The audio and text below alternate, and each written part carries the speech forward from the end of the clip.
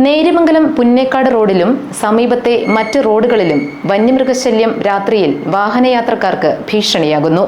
ആനയും കാട്ടുപന്നിയും മ്ലാവും ഉൾപ്പെടെയുള്ള മൃഗങ്ങളാണ് റോഡിലിറങ്ങുന്നത്. ബുധനാഴ്ച രാത്രിയിൽ കാട്ടുപന്നി ഇടിച്ച് ബൈക്ക് യാത്രക്കാരന് പരിക്കേറ്റു.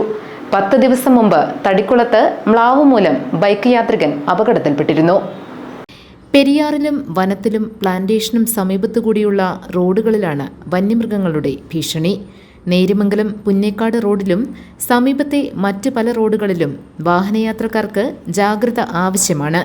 പ്രത്യേകിച്ച് ഇരുചക്ര വാഹനയാത്രക്കാർക്ക്. ആനയും പന്നിയും മ്ലാവും പലപ്പോഴും റോഡിലിറങ്ങുന്നതാണ് പ്രശ്നം. ഇതിനു പുറമെ കന്നുകാലികളുടെ ശല്യവും റോഡിലുണ്ടാകാറുണ്ട്.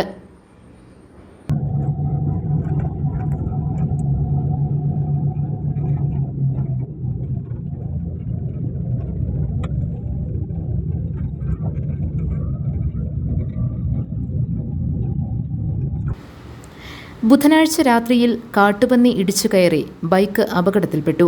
പരിക്കേറ്റ പാലമറ്റം സ്വദേശി ജോബിനെ കോതമംഗലത്ത് ആശുപത്രിയിൽ പ്രവേശിപ്പിച്ചു.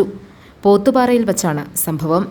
10 ദിവസം മുമ്പ് തടിക്കുളത്ത് വെച്ച് മ്ലാവ് ഇടിച്ചു കയറി ബൈക്ക് യാത്രികന് ഗുരുതരമായി പരിക്കേറ്റിരുന്നു.